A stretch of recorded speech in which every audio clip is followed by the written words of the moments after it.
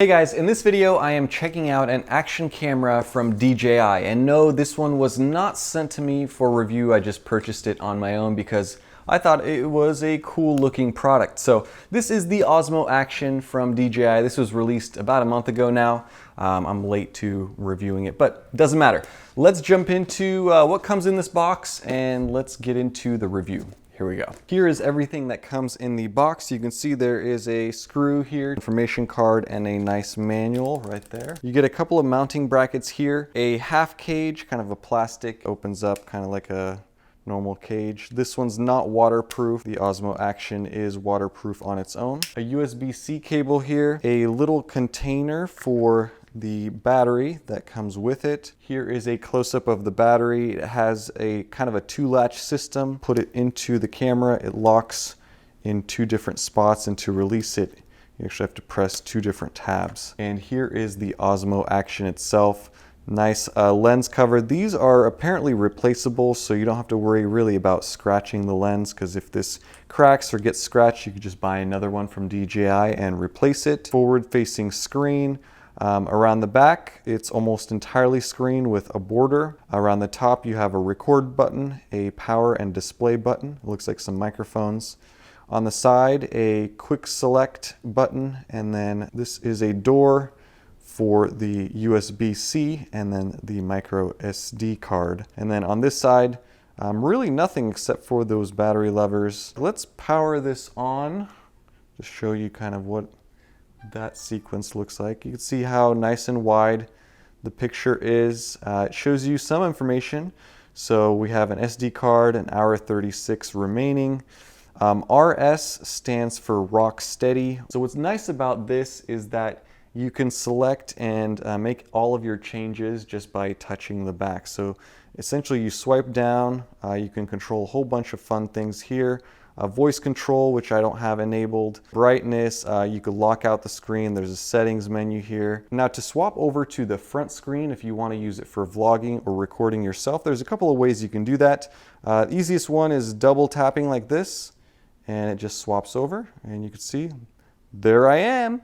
There's the camera I'm recording with. Press and hold this QS button for 2 seconds. 1, 2, and it switches back. Again, 1, 2.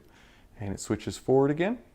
And then you can use voice control if you'd like to, but again, I have it disabled. When the camera is ready to record, you'll see there is a green button here and here.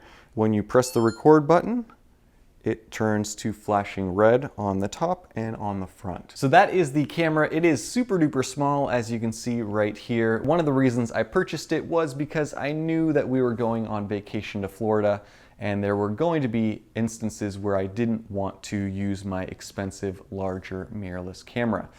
So I brought this thing along, and it did quite well, I think. So let's take a look at some sample videos with this little camera. Here we go.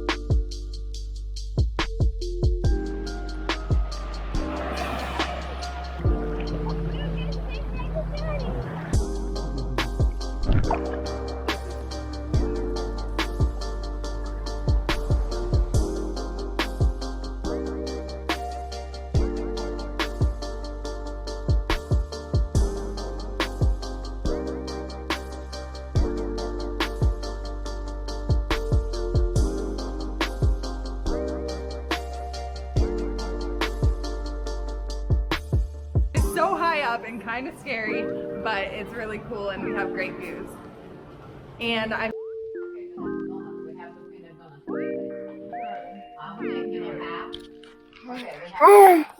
So that is it for the sample videos. Lucas seemed to really enjoy how this little camera tasted. But it was a lot of fun using this out in the wild. So let's talk about the video performance. What impressed me most about this little camera is the stability, the built-in digital image stabilization. They used to call it electronic image stabilization, and now it's called rock steady.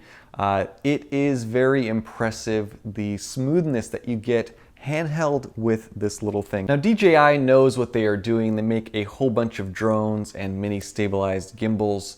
But I was not expecting the electronic stabilization to be as good as this was. It very closely resembles a decently good gimbal with a camera on it. Now, I wanted to test this side by side with my Sony a6400 just for fun. And this is not a scientific test by any means because I had my wife holding the camera and then my brother holding this little action camera. They were both running at the same time, and here's the result. This is the shot with the Osmo Action. You can see that it is relatively smooth. There's a couple of motions here and there. And here is the exact same shot, this time on my Sony a6400 and a Sigma 16 and the Weebill Lab gimbal. So it's noticeably more shaky, and that's where this is truly impressive. For $350, for you to get a 4K image up to 60 frames per second, that isn't even an option on the a6400, all for $350. The entire setup on the a6400 with the Sigma lens and the gimbal is gonna run you almost $2,000. Don't expect it to give you mirrorless-like clarity and sharpness across the frame. It is, after all, a very compact camera, and so the resolution, even though it's good at 4K, is not going to be quite as sharp. In fact, here's a close-up at 400%. So the a6400 does give you a better picture overall. I was crossing my fingers that it would. And this little camera really isn't a competitor for the a6000 or anything like that. It's kind of in a different segment of the market, but you do have to commend the technology in this small package. I also want to talk about frame rates just a little bit.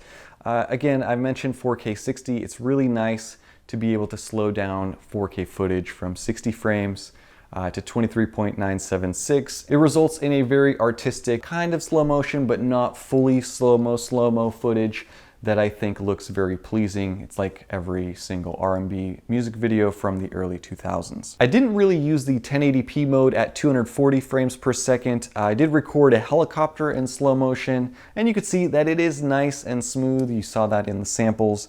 The overall image quality isn't amazing, but it is cool to be able to slow down footage and see each individual propeller spinning so slowly. So that is slowing down footage. You can also record time lapses with this little camera. It has time lapse built in. And here's just an example of a storm coming in, a couple of seconds and raindrops, and then it's over. And you can select the resolution of the time lapse, the interval, and the duration of how long you record your time lapse for. So very nice that that's built in. As far as field of view, this is what you can expect with the standard 4K 60 frames per second on the Osmo Action. This is with rock steady on. With rock steady off, you get a little bit wider. This Osmo Action does need a little bit of movement to correct when it's electronically stabilizing your shots. If you don't like the slight fisheye effect of the picture out of this camera, you can also de-warp it by hitting the setting here. And here's what it looks like undewarped, so warped. I don't know if you can tell, but it's a little more fishbowl-like. I guess it's probably easier to show you guys in a picture. Here is a picture with the warp on it, and here is the picture de-warped. A couple of things that I didn't particularly like about this camera. Number one was the setup. You have to download an app and activate it for whatever reason. I didn't understand why I had to whip out my phone and download an app and activate it just to use it out of the box the first time. You should just be able to pull it out and start recording video. But number two, one of the biggest drawbacks with this camera, and really any small action camera, is audio. It's not amazing. You can obviously hold it in front of you and see yourself and record for vlogging, but the resulting audio isn't amazing. Here's an example of my wife vlogging with this little camera. And I'm trying this new camera. It's called the Osmo Action. You're on the one that's flat, Behind the so scenes. the rear wheel is down. It's You have to dead. push the whole thing forward. It went off my head. That was it? I'm just gonna put like little clips. White and red. Yeah. Go America! Go Timber! Now you can buy external microphones and you can use an adapter to plug it into this little thing, which I haven't tried yet, but maybe I'll do that in a future video and see what the result is. And the last thing that I'll mention is the battery life isn't amazing. It's pretty small and you can record for maybe an hour or so before it dies and has to recharge. But beyond those three small complaints, there's very little not to like about this little Osmo Action. I would definitely recommend it if you are looking for an action camera. Having the front-facing screen is really nice because you can frame your shots if you're trying to record it like this. It was a fun little camera to take on our trip and use it in the water and on scooters. I was worried about the finishing and the screens getting scratched, but I didn't have any sort of screen protection on it. I can't seem to find any scratches whatsoever from about a week and a half of use. So overall build quality is very good. It feels solid in the hand. So that is going to be it for my review of the DJI Osmo Action.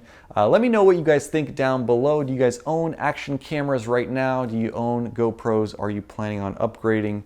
Downgrading? Are you planning on buying one of these? I'm also curious if you were given the choice between the Osmo Action and the Insta360 One X, which one of these cameras would you pick up and why? Assuming they were both free, of course. So leave that in the comments. Thank you guys for watching. Thanks for all of your likes, comments, and support. Stay tuned for more, and have a nice day. Bye-bye.